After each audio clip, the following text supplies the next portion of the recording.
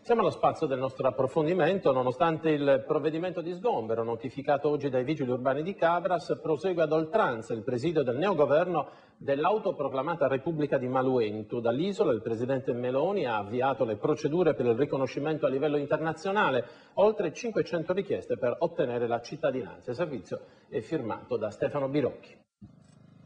Presidente Meloni, la bandiera è issata, è stata proclamata una nuova Repubblica. Beh, no, per noi non è oggi o ieri la Repubblica che è stata proclamata, noi l'avevamo reclamata il 4 luglio del 1978. Oggi la stiamo formalizzando, perché? Perché allora in quegli anni venne entrato in arresto, mi condannarono a 9 anni di carcere che ho scontato e adesso avevo fatto una promessa che avrei ricominciato a fare la politica al 65esimo anno di età, perché l'avevo promesso in famiglia, che erano quelli che avevano subito più il trauma di tutto questo, e abbiamo ricominciato. Per cui ho chiesto alle Nazioni Unite come complesso, cioè come istituzione, di essere accettati e registrati aderenti alle Nazioni Unite. Ok, facciamo un passo indietro. Qual è la motivazione che l'ha spinta a fare questo gesto? La motivazione è che per noi quest'isola è sacrale, è un qualcosa di sacro, perché è una parte della nostra terra che dobbiamo ricominciare a riprenderci. E questa isola in particolare la dobbiamo lasciare ferma così com'è, a disposizione dei posteri, delle nuove generazioni, perché è una perla che nel Mediterraneo non c'ha una casa, non c'è nulla, è integra perfettamente, da gustare tutte le generazioni future. Punto di partenza per un nuovo rilancio della proposta autonomista indipendentista di tutta la Sardegna. Certo, perché da qui noi adesso, sensibilizzando i sardi, l'anno 21 cominciamo a fare la raccolta delle firme da proporre alle Nazioni Unite, all'Europa, che ci patrocini il referendum per l'indipendenza. A proposito, 400-500 persone hanno già chiesto di avere la nazionalità della Repubblica di Maluentu. Esatto, ma mi hanno già chiesto, mi hanno telefonato da Alghero, da Olbia, da Cagliari, Elmas o via, come devono fare per poter fare questa formalizzazione. Ecco, abbiamo parlato della richiesta alle Nazioni Unite, quali passi concreti avete in mente per formalizzare l'istituzione di questa Repubblica? Ma io, per essere sincero, 15 giorni fa ero in Corsica alla riunione degli autonomisti indipendentisti di tutto il mondo, fra i quali c'erano anche quelli della Nuova Caledonia, a Corte, in cui ci siamo messi d'accordo di dover cominciare a fare forza tutti insieme a che tutti questi nostri diritti avvengano.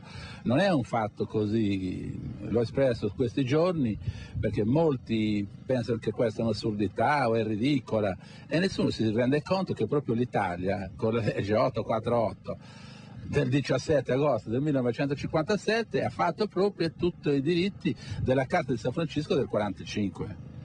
Avete avuto anche la solidarietà e non solo di un europarlamentare, di Borghezio. Sì, mi ha fatto molto piacere quando mi ha telefonato e mi ha detto che da questo momento, mi ha detto Salvatore, da questo momento c'hai un ufficio di rappresentanza qui al Parlamento europeo, qualsiasi cosa ti facciano, o tu chiamami anche alle 2 del mattino che non c'è problema, che io farò tutti i passi che devo fare per la tua difesa e che nessuno ti tocchi. Il campo col palazzo presidenziale, le abitazioni dei ministri è già impiantato, c'è anche una sorta di recinzione, la bandiera è issata.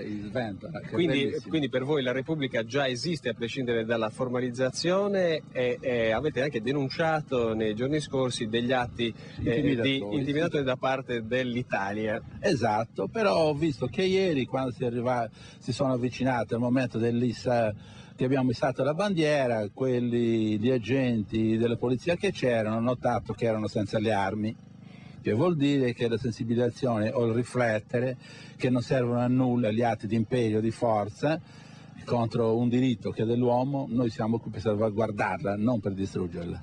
Eppure massima apertura ai visitatori, ai turisti. Non credo, sono tutti ben accetti, anzi ho fatto oggi proprio un comunicato in cui rimproveravo al comune di Cabras che non avevano capito nulla. Ecco, tra l'altro i turisti lasciano anche una piccola offerta. Sì, perché abbiamo lanciato questo, che se dovesse succedere, che per un motivo o per un altro, le pratiche di usucapione che abbiamo già dato mandato illegale che incominciassero, il 1000 per venderla, perché quello dell'usucazione, è questo il motivo primario. Se noi incominciamo l'uso della causa civile, cosa vuol dire? Che a quel punto, qualsiasi cosa accada, se dovesse venderla, noi abbiamo diritto di prelazione.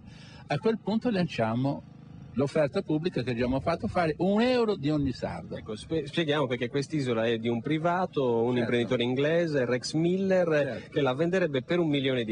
Certo, e noi €1 milione, siamo €1,5 milioni, ce ne resta anche per preservarla nel tempo. Noi in 5 giorni abbiamo fatto un'operazione di marketing che la regione voleva spendere 50 milioni di tutti i sardi e noi invece l'abbiamo fatta gratis e abbiamo riportato la bellezza di quest'isola all'attenzione globale della terra per salvaguardarla, che sia a beneficio dell'umanità su tutto questo.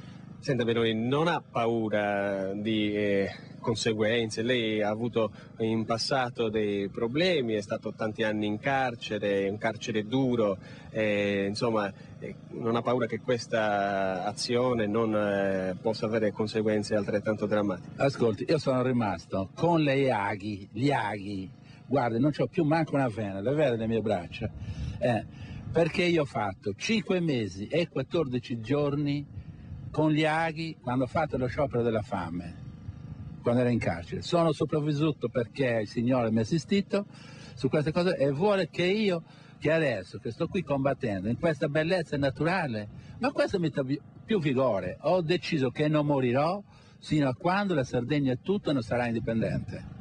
Quindi si va avanti. Si va avanti a oltranza. E cosa mi fanno? Mi fa morire da ridere quando mi minacciano.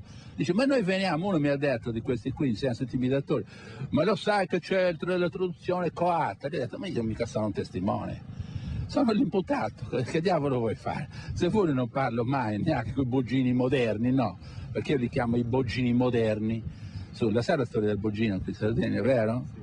Allora ogni sardo che sa la storia del boggino, che ha un suo avo impiccato, senza processo, senza nulla, dovrebbe ribellarsi solo a ricordarsi questa idea. Allora in bocca al lupo. Ah, crepi il lupo.